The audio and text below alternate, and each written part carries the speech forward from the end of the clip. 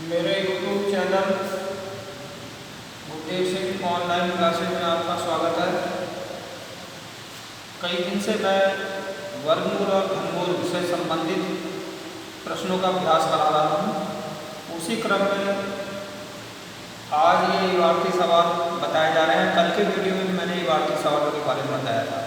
एक सवाल है कि एक माली 17,956 पौधे इस प्रकार लगाता है कि प्रत्येक पंक्ति में उतने ही पौधे हैं जितनी पंक्तियां हैं।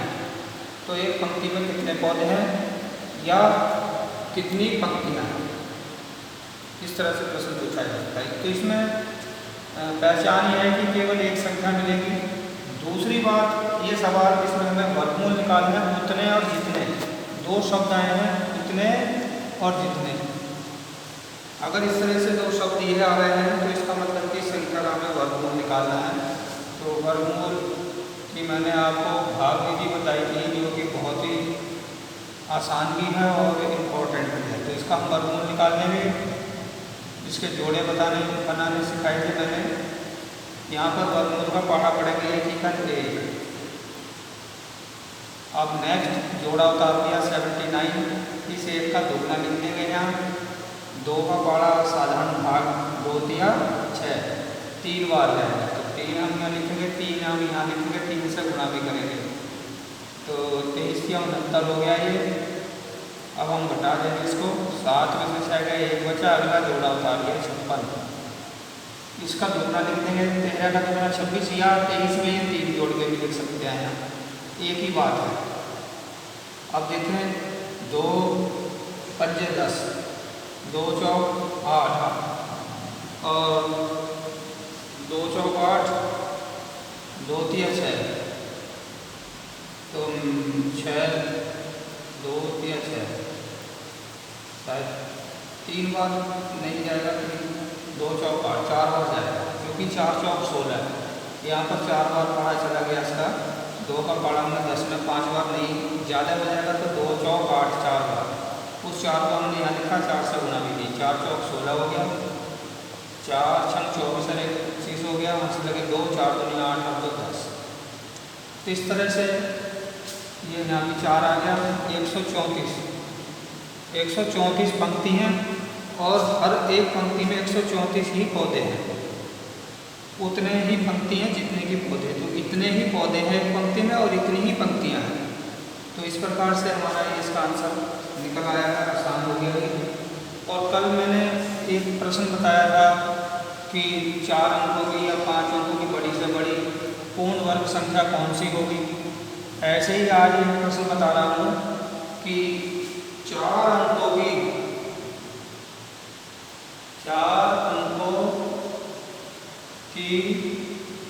वह छोटी से छोटी संख्या कौन सी है। वह छोटी से छोटी संख्या कौन सी है जो पूर्ण वर्ग हो। कौन सी है जो पूर्ण वर्ग हो, पूर्ण वर्ग हो।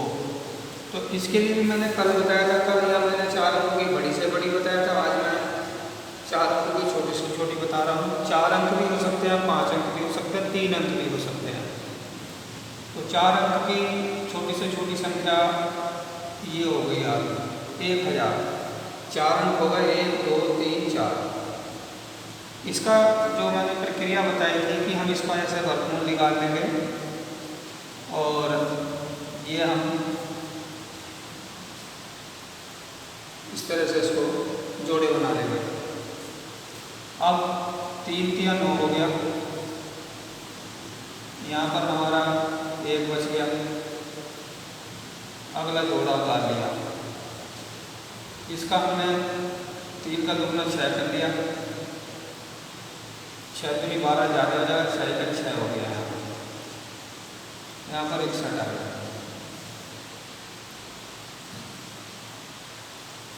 तो बाकी शेषफल कितना बच गया हमारा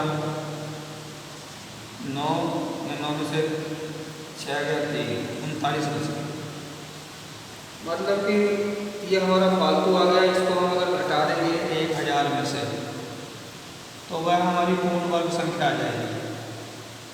10 में से 9 गया 1, 9 में से 3 गया 6, यहाँ रह गया 9।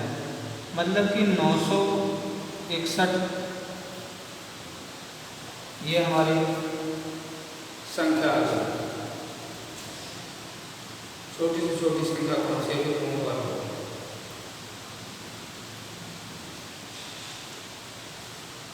लेकिन यहाँ पर हमारे अंक 3 हैं।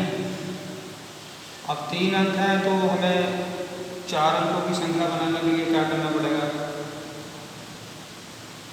तो 32 इसे बढ़ा लेंगे।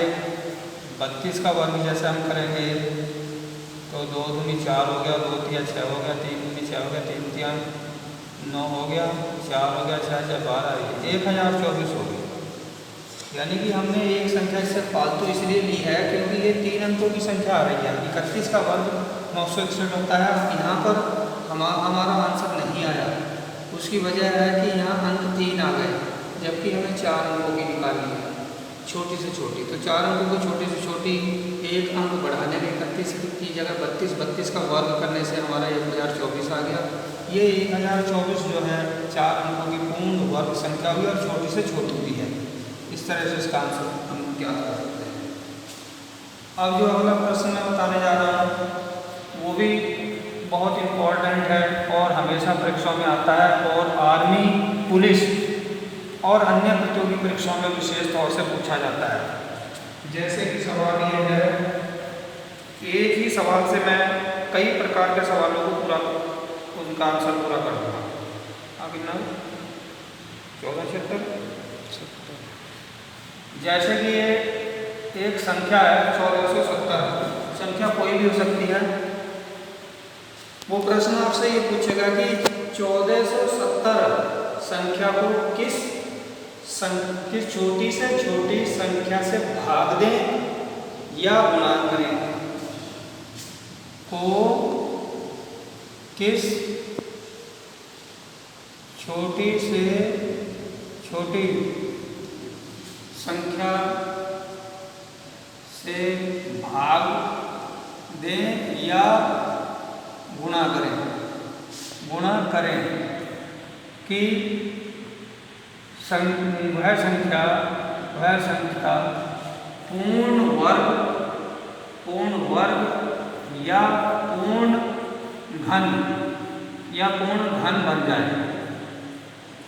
तो इस एक सवाल में आपके 4 सवाल हो गए। पहली बात वो कहेगा कि 1470 को किस छोटी से छोटी संख्या से भाग दें कि वह संख्या पूर्ण वर्ग बन जाए। दूसरा सवाल हो सकता है कि 1470 को किस छोटी से छोटी संख्या से गुणा कर दें कि वह संख्या पूर्ण वर्ग बन जाए। तीसरा प्रश्न ये हो सकता है कि 1470 को किस छोटी से छोटी संख्या से भाग दें कि पूर्ण घन बन जाए। अगला सवाल चौथा ये हो सकता है कि 1470 को किस छोटी से छोटी संख्या से गुणा करें कि वह संख्या पूर्ण घन बन जाए। तो इस प्रकार 4 सवाल हो गए।